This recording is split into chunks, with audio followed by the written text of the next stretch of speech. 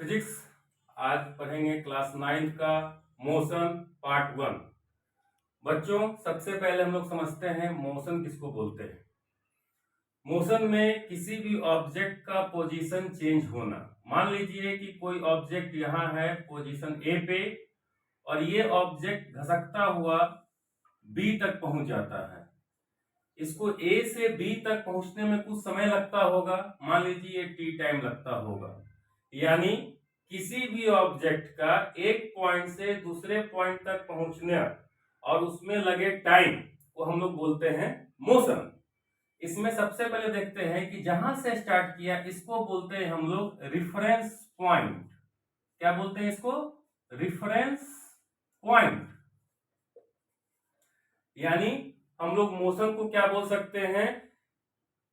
When the object change their position by taking time is called motion with respect to a reference point। इस बात को note कर लिया जाए। लिखते हैं the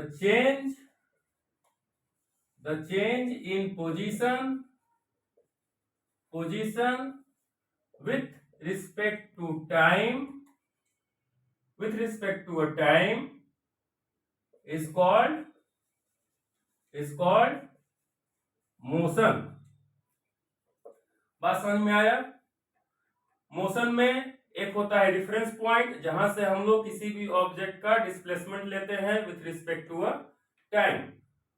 मोशन में आते हैं, मोशन बहुत तरह का होता है, जिसमें आप लोगों को इस चैप्टर में पढ़ना है रेक्टिलिनियर मोशन। क्या पढ़ना है? रेक्टिलिनियर मोशन यानी मोशन इन अ स्ट्रेट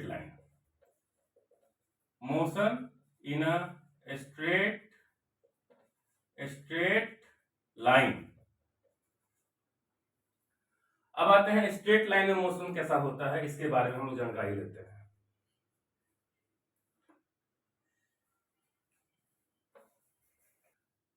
बच्चों, रेक्टिलिनियर मोशन किसको बोलते हैं? When the object travel in a straight line is called rectilinear motion. यहां देखिए, एक पोजीशन ए है, एक पोजीशन बी है, ए से बी तक गया, that is called rectilinear motion. अब इसमें अगर कोई ऑब्जेक्ट यहां से चलकर यहां तक पहुंच रहा है टाइम टी लेकर, तो कुछ ना कुछ तो कवर हो रहा है, दैट इज कॉल्ड डिस्टेंस।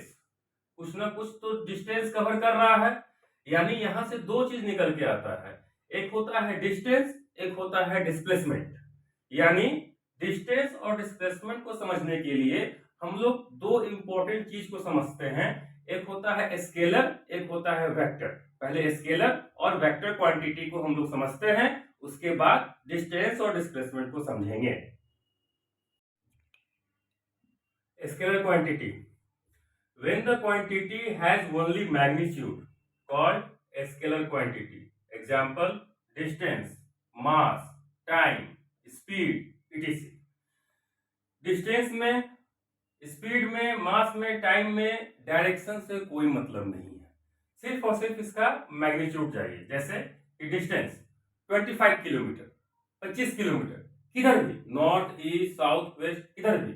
इसी तरह से मास, टाइम, स्पीड से किसी में भी हम लोग को डायरेक्शन से कोई मतलब नहीं है। एक अदर क्वांटिटी होता है वेक्टर क्वांटिटी। इसमें क्या होता है, पहले हम पढ़ देते हैं। When the quantity has both magnitude and direction. Example displacement, velocity, momentum etc। Momentum वगैरह के बारे में हम लोग आगे पढ़ेंगे। जैसे डिस्प्लेसमेंट 25 मीटर किस तरफ, नॉर्थ ईस्ट साउथ वेस्ट, ये देना पड़ता है, ये हो गया displacement. Velocity 10 kilometre per hour या 20 मीटर पर सेकेंड, किस तरफ, ये डायरेक्शन देना पड़ता है। उसी तरह से एक और क्वांटिटी है मोमेंटम, उसमें भी हम लोग को डायरेक्शन जरूरत होता है। यानी डायरेक्शन के हिसाब से मैग्नीट्यूड दोनों में कॉमन है, सिर्फ वेक्टर क्वांटिटी में आ गया है डायरेक्शन, इसलिए ये एक अलग क्वांटिटी हो गया है। और स्केलर क्वांटिटी में सिर्फ और सिर्फ मैग्नीट्यूड है, ये अलग क्वांटिटी हो गया है। अब हम लोग डिस्टेंस को और डिस्प्लेसमेंट को बारीकी से समझेंगे, ताकि हम लोग को इससे संबंधित न्यूमेरिकल बनाने में कोई समस्या ना हो।